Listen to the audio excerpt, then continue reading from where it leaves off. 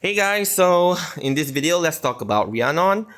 I wanted to do this video for quite a long time because I did all the comparison before, but suddenly He Kwang got released, so I decided to just push out He Kwang's video first and then only come back to Rhiannon. So first disclaimer, this is my view. I don't just look overall at max damage a unit can deal to decide like if this is a good character, this is a bad character, should I pull for her? So I don't look at that. Sometimes I'll look overall in terms of what she provides to the team. Okay, so if you are really the type that you are very specific, I want the best team and Rhiannon must like even if she is weaker or better by just maybe 1% compared to the other team, then you absolutely gonna ditch the previous thing and just go for Rhiannon, that kind of mindset, then you should stop watching right now because I'll be talking more on general gameplay and where you can use her in which team. Because overall, there's only one Rhiannon.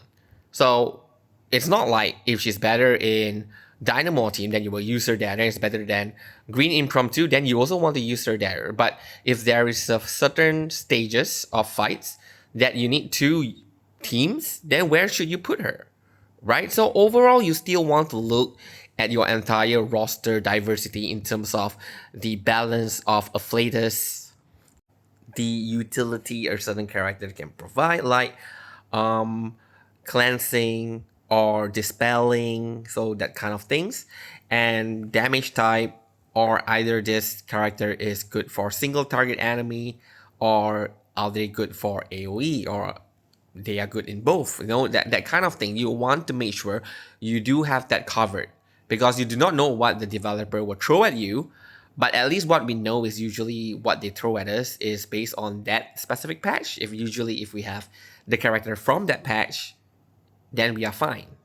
Okay, so this is the disclaimer. And I'm not gonna talk about the CN version drama about these characters and stuff like that, right? I'm more interested in the mechanics and how they play in a fight. All right. So first of all, let's talk about Green Impromptu. Rhiannon at the moment replaces NN Lee. So why is that so? NN Lee, she consumes Eureka. She have Eureka. She can generate inspiration. She can generate a lot of inspiration and increases Impromptu's damage. And she also have like 30% damage dealt buff and then have like 50% incantation might. So why is Rhiannon replacing NN Lee? First of all, Rhiannon can provide significant buff to the entire party, which, can rival what NN Lee provides. And one main thing about NN Lee is that she also provide a lot of inspiration when you are using her ultimate, especially due to all the ghost stacks and stuff. But Rhiannon somewhat can do that as well because if at the start of the round, the inspiration is distributed randomly. Sometimes there's a priority on which card that they go to, but other than that is random. So some of this will end up on Rhiannon's card.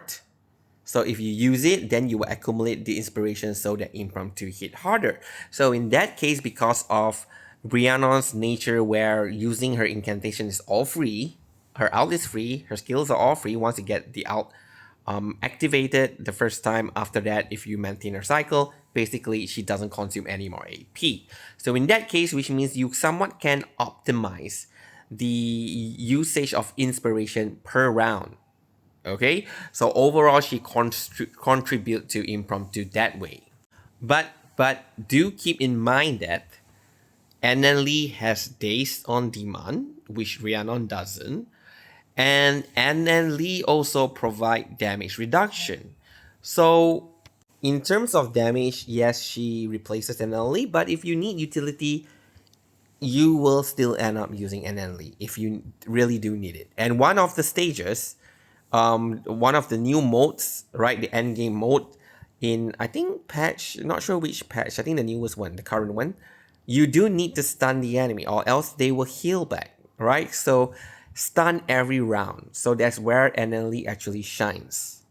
Okay, next here we have is Blue Impromptu. So similarly to Green Impromptu, with Rhiannon there, you can use more cards, so more inspiration.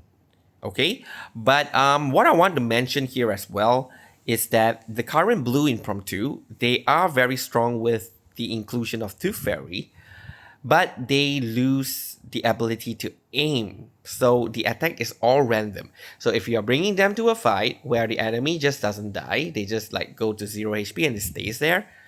Yeah, you don't want to bring this blue impromptu. They can't target. A lot of your damage will end up on the minions, which all of it will be wasted. Okay, so overall, a left and two fairy. So which one should we remove for Rhiannon? So here we probably want to remove two fairy.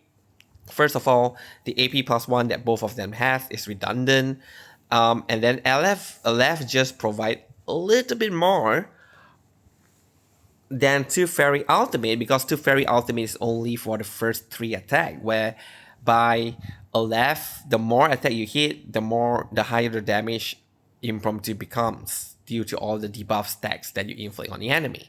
So yeah, a left is probably still better than two fairy in this case. And as for Dynamo, okay, with Enigma, charging Pulsing Field is no longer a major issue. You can even charge it in 1 round. However, if you bring the other Dynamo character away, then you are still able to get it in 2 rounds, right? So yeah, Dynamo has quite a lot of units, but here, due to Enigma, it's kind of awkward to play Auric. Okay, that's because Auric rotation is like 4 rounds. So you need that 2 rounds to charge up, then get his ultimate by the 3rd round, then use the ultimate, and then after that, back to round 1, you use both of his channeling skills. So his rotation really become quite awkward. Okay, so here you would want to replace Auric with Rhiannon, so you can do that. And next here we have is bloodtithe. So Rhiannon replaces Sentinel. And why is that the case? Because first of all, Rhiannon is not a bloodtithe unit. I mean, she technically is a bloodtithe unit, but she doesn't have a direct bloodtithe mechanism where you can just keep draining HP, accumulate more bloodtithe, then heal back up, then drain more HP. She doesn't have that. Okay, but what she have and bring to the party is HP increase. So with higher HP, usually bloodtithe's incantation, they reduce a certain percentage of your HP. So if your HP is higher, then you get to reduce more, so you get to generate more bloodtithe as well. Okay, and more HP also means that Nautica, the main DPS, will be doing more damage. So overall, it's an upgrade using Rhiannon in bloodtithe team. Okay, and next we have here's Lingering Glow. Alright, Lingering Glow, the more burn, the more Lingering Glow, the more Lingering Glow, the more damage. So Rhiannon unfortunately doesn't provide any of that. Okay, she doesn't inflict burn. So after testing, burn you just maintain with the current, which is Lawrence, Isolde, and Marsha. Okay. For Spatulia, the other Lingering Glow team, depending on how you play, but because the way I currently showcase her is you charge up, get as much stacks as possible, the enemy has a lot of burn, and then boom, you use her ultimate. Okay, so if you're going for that kind of playstyle, you really want the burn stack to be as high as possible. So I don't really think you want to put Rhiannon in because she doesn't provide burn stack, right? So I still think Lawrence will be better than Rhiannon in this team. For poison, definitely more poison, more damage, and they kind of like exponentially increase. So in that case, Rhiannon just doesn't provide poison, so you don't want her to be in this team. Next, for follow-up attack, Liang Yu as team, very good pairing. That's because of Rhiannon's incantation, which is basically free of AP, so you don't need to use any AP to use them.